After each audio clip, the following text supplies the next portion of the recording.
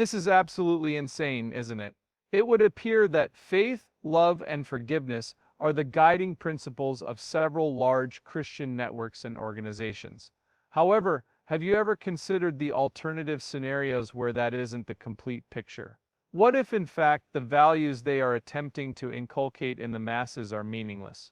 As challenging as it is, we must confront the reality of power dynamics, which may be unpleasant. For example, it makes you question responsibility, truth, and righteousness when a group claims to have been formed on these fundamental biblical principles, but is then accused of doing things that appear to contradict those lessons. Some places, like religious communities, and that is precisely what we will be discussing today. I must admit, the account we have from an ex-employee of Daystar is rather unsettling. Things are more complicated than simply saying, "Oh, a grumpy ex-employee."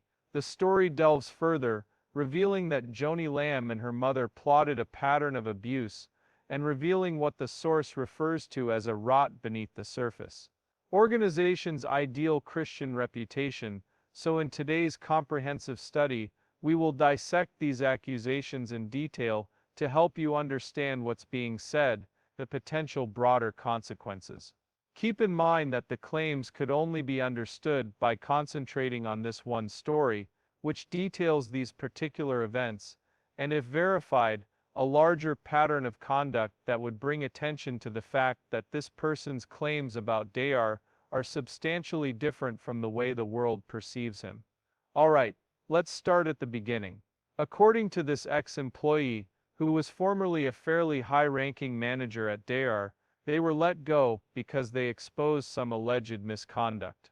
What's worse is that according to this account, they faced consequences beyond simply losing their job.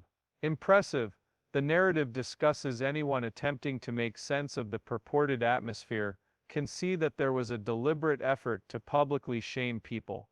One example proves this point.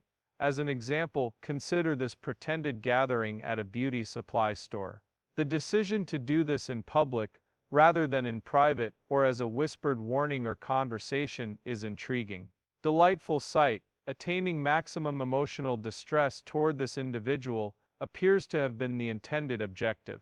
Give me more details, please. One day, Joni Lamb and her mom ran into an old coworker who was working as a makeup artist on the side. Apparently, they went to the trouble of making sure that they voiced their opinions about the whole thing to everyone in the vicinity. The individual's predicament, according to the story, she had previously served as Daystar's head of marketing. What followed was not an accident, but rather a performance meant to deliver a strong message about the consequences of crossing them. Given the gravity of the situation, if this is actually, it implies that they deal with dishonesty openly and not only in private. A person's mental health may suffer in the long run as a result of such behavior, and it sends a strong message to anyone else considering a similar action. There is, without a doubt, a cooling effect. If what the source says is true, this is indicative of a larger pattern rather than a single incident of there would be consequences for anyone who dared to challenge authority or expose misconduct within the organization. They were publicly embarrassed in addition to being fired. The story's most disturbing aspect is the variety of measures they allegedly used to censor criticism, including the removal of individuals from their positions and responsibilities in some instances. They were demoted to low-level positions after being rendered useless. Someone, according to the source, had to clean the restrooms. This is completely pointless and unproductive. The goal is to destroy the character and self-esteem of the target. I'm not a fan. Even though these incidents occurred in staff meetings, the report discusses them to give a true picture of the atmosphere. In meetings, leaders do in fact openly mock those who have voiced previous concerns using derogatory and sarcastic language. Another kind of demotion is assigning people tasks that are completely unrelated to their strengths in order to make them feel inferior. In fact, the group's public space gave the impression that they wanted everyone to know their role and that the objective was to discredit anyone who spoke out. They must safeguard their reputation and prevent others from considering doing the same if they want to completely establish a culture of fear. The public benefits greatly when individuals challenge those in power. Yes, but the story implies that the vengeance persists through so-called whispered smear campaigns, even after an employee quits, which is quite unsettling. To be completely honest, the future holds even more unease and terrifying developments. An essential accusation is that Daystar utilizes its extensive Christian media network to blacklist former employees who departed amicably, thereby hindering their ability to secure employment. Companies would knowingly attempt to damage the reputation of their former employees, according to the theory underlying these smear campaigns. Actually, the narrative primarily focuses on particular incidents within the same field, such as allegations that the departed employees are mentally ill, unethical, or unstable. Imagine how terrible that is in those kinds of environments, where it could lead to a person's permanent dismissal from the company. Because of the damage to their reputation, they may experience prolonged social and professional isolation as a result. It also demonstrates a system that, even after you've left, the impact of your words can linger and even intensify.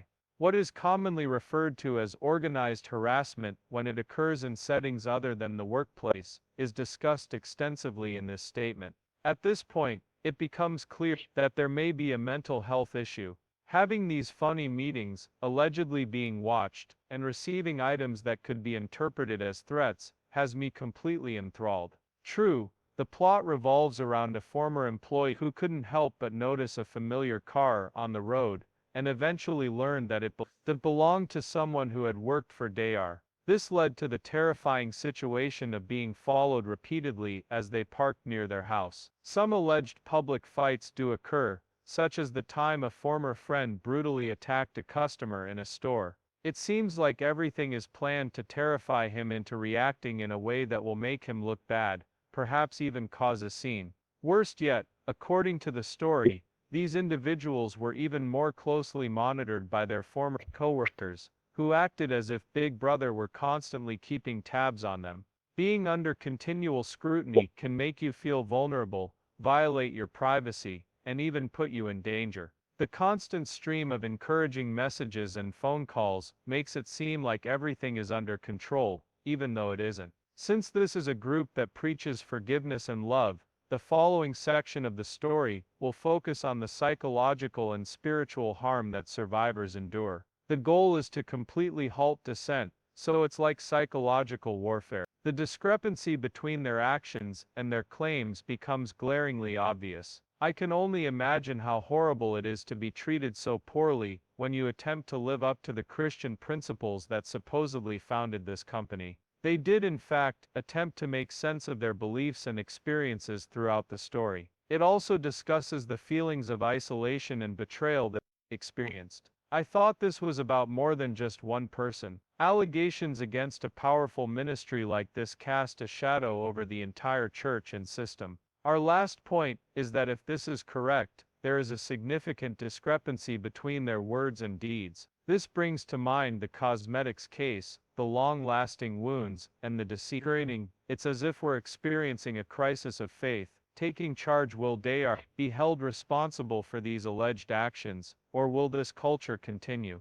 Poses the last question of the story. Given that religious organizations aren't necessarily subject to the same level of regulation as for-profit enterprises, this is a very significant question. However, serious moral and social concerns exist, and harm to individuals and the community as a whole is possible. Publicly expressing embarrassment, following incidents like the horrific one at the cosmetics counter, there is a pattern of silencing dissent, delegating responsibilities, mocking emotions, and attempting to tarnish reputations through whisper campaigns, blacklisting individuals, and organized harassment in response to threats. The key is to take the no one's emotional or spiritual well-being is served by controlling them through the use of fear. Their faith is shattered, and they feel abandoned and deceived. Everyone in the community is curious about the process to follow in the event that a claim of this kind arises. How can we ensure the safety of those who speak out?